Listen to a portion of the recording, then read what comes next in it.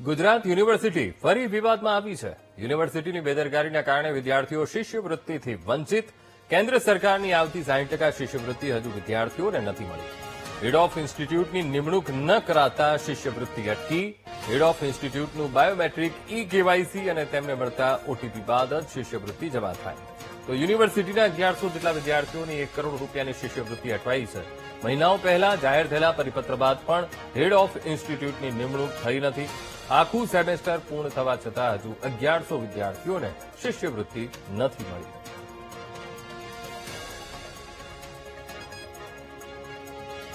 ચાલુ વર્ષથી એચઓઆઈ અને આઈએનઓની નિમણૂક કરવાની હોય છે, જેમનું આધાર બેઝ કેવાયસી બાયોમેટ્રિક કરાવવું ફરજિયાત હોય છે। જે આ આધાર બેઝ કેવાયસી બાયોમેટ્રિક કરાયા બાદ જ ગુજરાત યુનિવર્સિટીના વિદ્યાર્થીઓને જે 60% કેન્દ્ર સરકાર તરફથી જે શિષ્યવૃત્તિ મળે છે તે મળવાપાત્ર બને છે। પણ આ વર્ષે આ કેવાયસી જે ના કરવાના લીધે ગુજરાત યુનિવર્સિટીના કુલ 1300 જેટલા વિદ્યાર્થીઓ છે એ આ સ્કોલરશીપથી વંચિત રહ્યા છે। અને આ તમામ વિદ્યાર્થીઓનો આંકડો ગણવા જઈએ તો 1 કરોડ કરતાં વધારે જે અમાઉન્ટ છે તે આ સ્કોલરશીપની બને છે। જે આ વિદ્યાર્થીઓને જે સ્કોલરશીપ મળવાપાત્ર છે તે તેમના હકની છે। ચાલુ વર્ષમાં એ પહેલું અને બીજું સેમિસ્ટર પૂરું થઈ ગયા બાદ હાલ ત્રીજો સેમિસ્ટર આવવા આવ્યું, પણ હજુ સુધી આ વિદ્યાર્થીઓને ફક્ત 40% રાજ્ય સરકાર તરફથી જે સ્કોલરશીપ મળે છે એ જ મળી છે, 60% નથી મળી।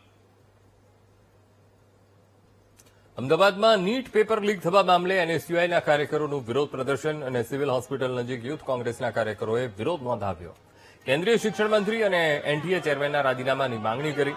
એનએસયુઆઈના કાર્યકરો અને પોલીસ વચ્ચે ઘર્ષણની સ્થિતિ સર્જાઈ હતી। પોલીસે વિરોધ કરી રહેલા એનએસયુઆઈના કાર્યકરોની અટકાયત કરી। જે રીતે નીટના પેપરમાં છબરડા થયા છે એ ચાહે 2024માં હોય, જય જલારામ ઇન્સ્ટિટ્યૂટ દ્વારા જ્યારે એક પેપર ફોડવામાં આવ્યું હતું ત્યારે પણ કઈ એક્શન લીધું નહોતું આ સરકાર દ્વારા।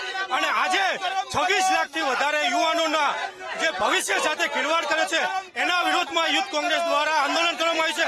અમારી એવી માંગણી છે કે દેવેન્દ્ર પ્રધાન રાજીનામું આપે અને એનટીએના જે ચેરમેન છે એના ઉપર એફઆઈઆર દાખલ કરવામાં આવે અને જ્યાં સુધી એફઆઈઆર દાખલ નહીં થાય, રાજીનામું આપવામાં નહીં આવે ત્યાં સુધી સમગ્ર ગુજરાતમાં યુથ કોંગ્રેસ દ્વારા આંદોલન ચાલુ રાખવામાં આવશે। 2024માં પણ આજ શિક્ષણ મંત્રીના રાજમાં ક્યાંક ને ક્યાંક પેપર ફૂટ્યું અને 2026માં પણ ફૂટ્યું, પરંતુ આ પ્રધાનમંત્રીના જે શિક્ષણ ખાતાના અધિકારીઓ અને શિક્ષણ મંત્રીને શરમ નથી, એમણે રાજીનામું આપી દેવું જોઈએ। યુથ કોંગ્રેસની એક જ માંગ છે, જેટલા બી ભાજપ સરકાર જોડે સંડવાયેલા છે તેની નિષ્પક્ષ જાંચ થાય અને સમયસર અમે એક જ માંગ કરી કે સમયસર આની નિષ્પક્ષ જાંચ થાય અને એક જ માંગ છે અમારી।